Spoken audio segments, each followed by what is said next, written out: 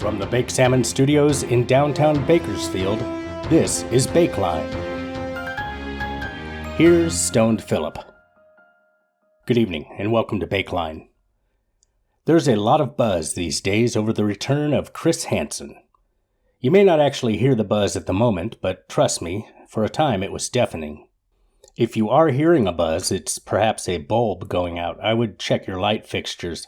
Or possibly your phone is on vibrate and you're receiving a call. The buzz regarding Chris Hansen has recently become a murmur. A curious, questioning murmur from fans who wonder why the return of the pedo slayer has at times fallen short of what they had imagined. Tonight on Bakeline, we begin the first in a series, looking at the event from different angles and hoping to make sense of it all. I remind you that some of what you are about to see and hear may be speculation. Here's BakedSalmon.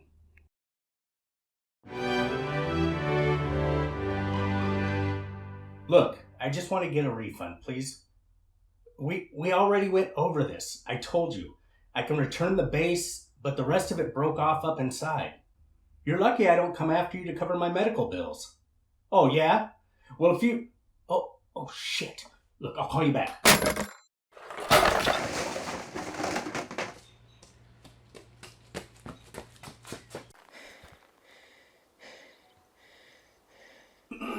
I am easy to amuse, but I'm tough to impress. As a result, I'm not a fanboy for a great many things. On the short list of things I do get hyped about, To Catch a Predator is at the top. A program that aired over a decade ago continues to be a source of enjoyment for me. While I cannot claim to be the show's biggest fan, I certainly have a noticeable attachment to it. I quit going to school last year to focus on a short film I made about To Catch a Predator. My license plate references a quote from the show. I don't have any autographed photos of Chris, nor do I have a tattoo with his likeness. I do, however, have some TCAP t-shirts. For sale, actually. Teespring.com, links in the description. But put it this way. If you put me in a room with 10,000 randos, there is a 99.9% chance I will be the biggest fan of the lot. And as a fan, I can tell you, the show was great because Chris Hansen is great. If you put anyone else at the helm, it could never have the impact and soul that Chris provided. But the program didn't last. With the network at the actual helm, To Catch a Predator was officially canceled in 2008. A few years later, while foraging online for TCAP scraps, T-scraps, I discovered a video on YouTube which surprisingly has influenced my life's trajectory. It was a BakedSalmon analysis of Hamburger. Okay, first off, look at the way he's fucking creeping. Fucking zombie shit. He's crawling on fucking 22s. I think those are floaters. The ones in the back aren't even moving. Damn. Hamburger was on 22-inch floaters. That's my shit. It was. Damn. He was crawling in that shit. Now he's creeping. Look at that walk. Holy this spoke to me, so I hung around. I lurked on YouTube for a long time before creating a channel to showcase my random brand of fandom. If you look at my channel library, the modest number of uploads does not reflect the volume of time I spent absorbing TCAP media where I could find it. And no matter the Predator or Sting the focus was on, the one constant was Chris Hansen. He was the show, and the show was Chris. Think about it. You could remove Kennelly, Lorne, Palumbo, Dustin, Stanley. You'd still have a kick-ass program. You remove Chris from the equation and you just have a bunch of predators being arrested. That would be interesting until the first commercial break, at which point the TV channel would change and it would never be mentioned again. Now that I've sent you far and wide with this rambling setup, marvel at the speed with which I get to the point. The third coming of Chris is underway, thank God. But it feels like a bizarro version of what I expected. The first clue that the Hansen reboot was going to experience turbulence? While watching the first teaser uploaded to the Hansen vs. Predators channel, The seatbelt light illuminated, and an oxygen mask dropped down from the overhead compartment in my living room. it's Chris Hansen in New York City. Just wanted to tell you. What in holy hell is this? Chris? Is that you, buddy? Come towards the sound of my voice, Chris. The quality of the video was so stunningly bad. Rumors started to pop up online. People were saying that this was all just the work of a troll. Had the Great One returned to the community? This was what we had to go by. I couldn't tell you who that is, let alone if it's Chris Hansen. Besides, wouldn't the entertainer, the crown prince of modern TV journalism, Chris Hansen, arrive in the content equivalent of a Lambo, complete with presidential tint and a license plate that read P Slayer? But this is an '87 Ford Taurus that's been reduced to rust and duct tape. It has expired tags and a plume of smoke trailing behind it that can be seen from space. But I kept the faith for a few days at least. A Chris Hansen live stream was planned, and then we could get to the bottom of this. But first... Ooh, you guys, I am excited for this one today. Do you remember one of the greatest shows on television, To Catch a Predator, starring Hollywood hottie and handsome hometown hunk Chris Hansen? That was a pretty cool show. For those of you Meet Gus Johnson, a zany comedic content creator with over 1 million subscribers. I don't know Gus, but I know he's a fan of Chris Hansen. And Gus is an unapologetic goofball. Well, I've got the logs right here. It says that you showed her your blank, and then you proceeded to, well, engage in a series of provocative, sexually charged messages. Hey guys, Floor Gus here, your entertainment captain. Ding! On April 20th, 3 days after the first Hansen teaser, Gus, along with Eddie Burback, a YouTuber and co-creator of the Gus and Eddie podcast, released a video addressing the state of Chris Hansen's comeback. Chris, we're talking to you right now. We want to help you. We love what you're doing. We appreciate you. We like all the To Catch a Predator stuff. We got to clown on you a little bit. Just a little bit, Chris. I'm looking here. You've uploaded an appearance of yours on Conan, a fan-made compilation of the best animated parodies of you, and like an Oprah appearance. I'm going to go on a limb and say you don't own the rights to that. That's fine.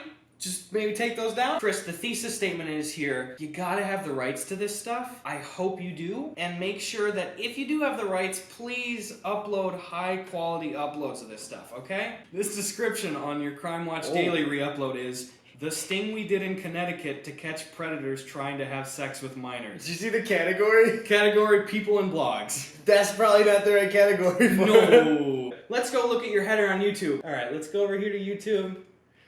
Come on, dude. Come on. And if you're gonna keep making the Hansen vs. Predator stuff and you want to keep recording it, maybe start a Patreon. Then you can keep the show going and it doesn't have to be one big funded thing. It seems that you're trying to do more stuff leaning into the Hansen vs. Predator thing. I think that's a great idea. You have been killing it at that content for years, and I'm sure that many, many thousands, if not millions of people are going to be thirsty for the content that you produce for quite a long time. Thousands, if not millions of people are going to be thirsty for the content that you produce for quite a long time. It was hardly irreverent, typically lighthearted, and it didn't take any cheap shots at Chris. I would say, if anything, they presented themselves as two of Chris Hansen's biggest supporters. I haven't seen any videos from other channels reaching out to Hansen with constructive criticisms and advice on how to set up his channel to be most profitable. After all, if Chris is to come back strong and create the content we truly desire, he needs the finances with which to do it. Hey everyone, Chris Hansen here on YouTube Live on my channel. Thanks for joining me tonight. I'm here in New York City. On May 1st, Chris held his first comeback live stream, taking questions from the fans and just generally being badass. Everyone was totally hyped by Hansen's return. I happened to notice a $20 super chat from Gus Johnson.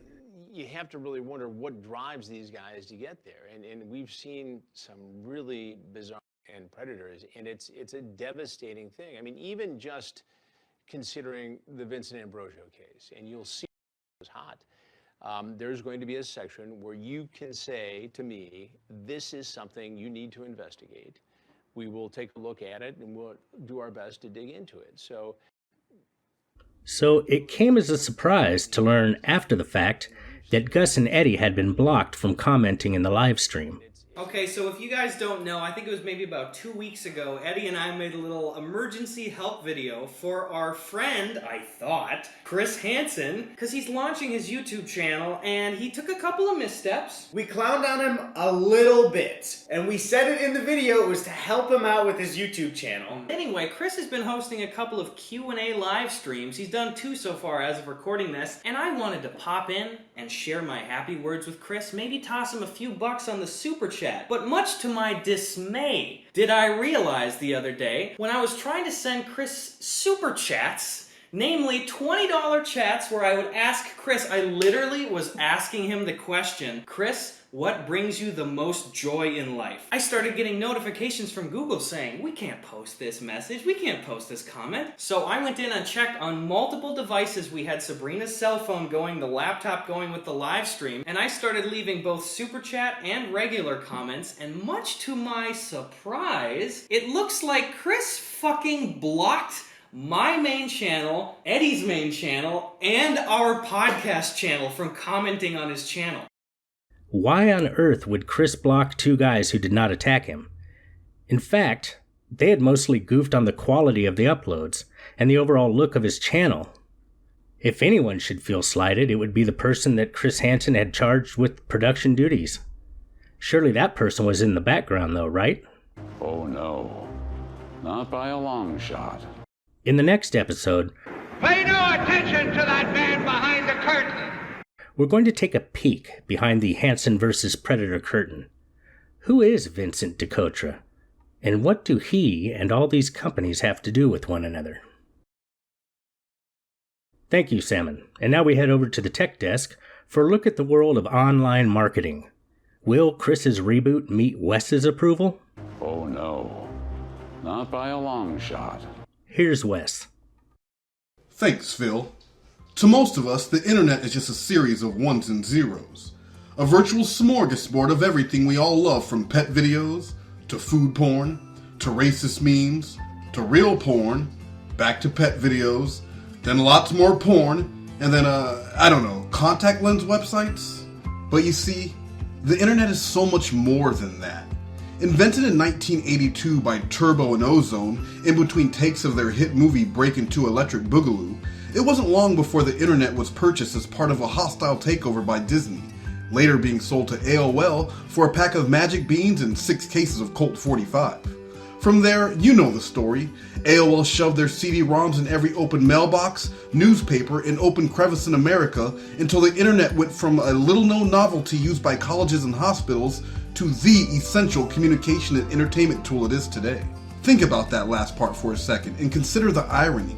For years, the post office and newspapers were responsible for dispensing tens of millions of internet discs to people's homes. Within a short period of time, the newspaper industry was on its last legs, and the post office has never recovered from the loss of revenue since email and online bill pay have supplanted postal mail.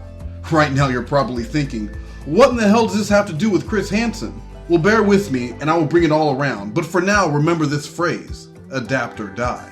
While preparing for this segment, I wanted to do something more than the baseless complaining and bitching common amongst fanboys. To avoid this trap, I knew I needed to consult an expert in the field of digital marketing.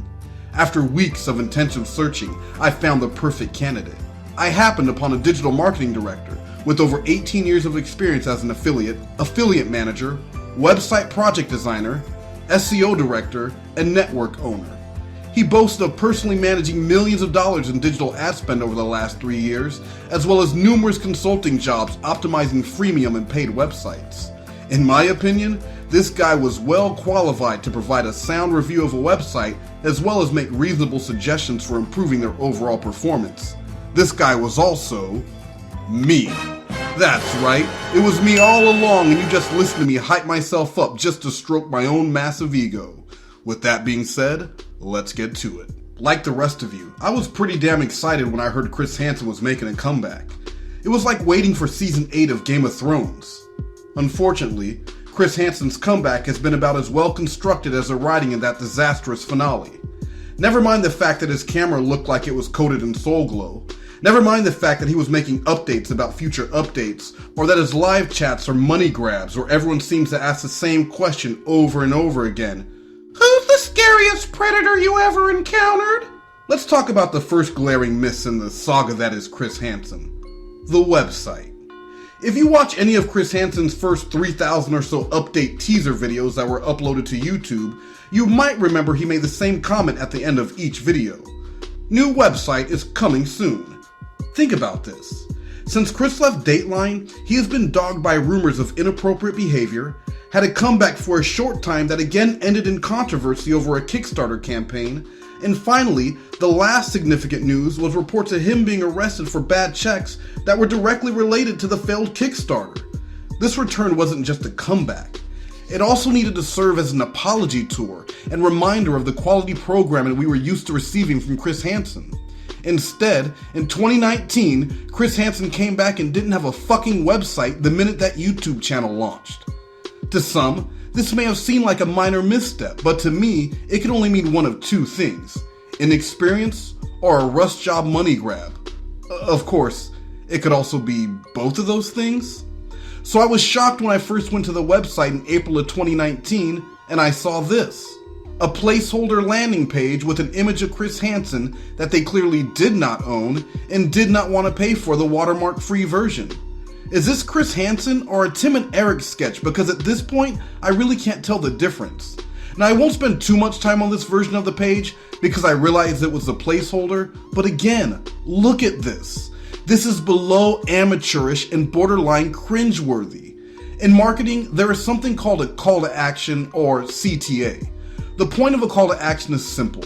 It is a statement or proposition to get people to take a desired action, whether it be create a free account, make a purchase, or sell you their baby on the black market.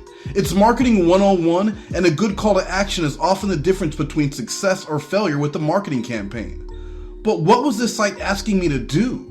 Did they want my email so they can update me on when the site was released? No, because this is a simple messaging form so I can email Chris Hansen and sell him my baby on the black market?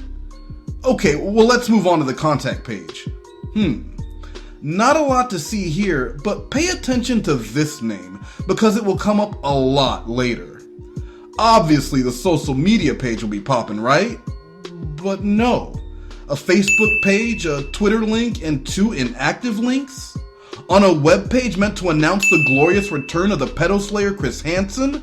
Not good enough. But why does this matter? Well, let's look at a tool I use on a daily basis called Social Blade. With Social Blade, I can get insight into any given YouTube channel and analyze traffic trends, growth, and other key metrics. The first upload on the Hansen vs. Predator YouTube channel was posted on April 16th, 2019. After 6 days, as you can see here, they had amassed over 152,000 video views and almost 16,000 subscribers. Now, this is not a surprise due to the fact that a rabid, hungry fan base had been waiting years for this event, so capturing that launch traffic is essential in your overall success. These people are your most loyal fans and are far more likely to sign up for your website and make purchases off of simple name recognition. But when they went to the site, they saw this. 152,000 views. To put that number in perspective, it took them 17 more days to reach their next 150,000 views as excitement cooled and people grew tired of update after update.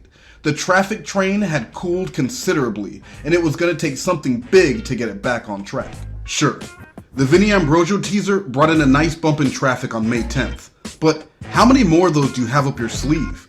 People have been waiting on that footage since they originally paid for it via Kickstarter, and the fact that it was never released made the footage more desirable over the years.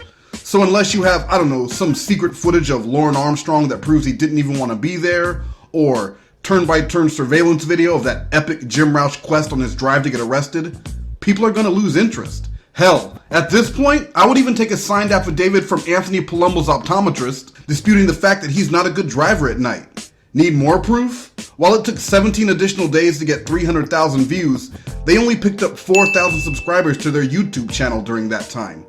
Overall, the 8,000 new channel subscribers in the last 30 days is a 32% decrease from the month before. That's a negative trend, folks. But why is that?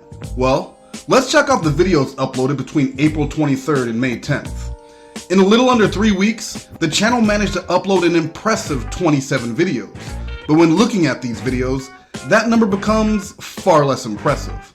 A mind-boggling 12 of these videos are either updates, updates about updates, teasers, teasers about updates, Chris Hansen saying hi, Chris Hansen reminding us what day it is, or some other unnecessary announcement. That's almost half. I understand the need for content, but there is such a thing as less is more. Ah, I see. The remainder are a few live streams, lots of videos borrowed from content creators, and of course, a testing video for a live stream uploaded by your marketing manager and for some reason still on your channel? That's a joke, right? Let's circle back to that one later. So what do you think? Why did Chris Hansen rush back as quickly as he did? Why was quality sacrificed in the name of multiple quick uploads? Am I way off base? Or am I on the right track? When I return, is Chris Hansen alienating Middle America? How does he stack up against today's new stars of Predator-related content? And finally, we'll take a look at HansenvsPredators.com and see what pops up over and over again. Get it? It's this pop-up. And it just keeps fucking popping up every time. It's infuriating. And that's next time. But first, this video was not sponsored by Little Debbie. If you're hungry and just want something to eat, have a Little Debbie. They may not be home-baked, but they're cute and built good. Now, back to Phil in the Walter Baps Command Center. That's it for this episode. From all of us at Bakeline, good night.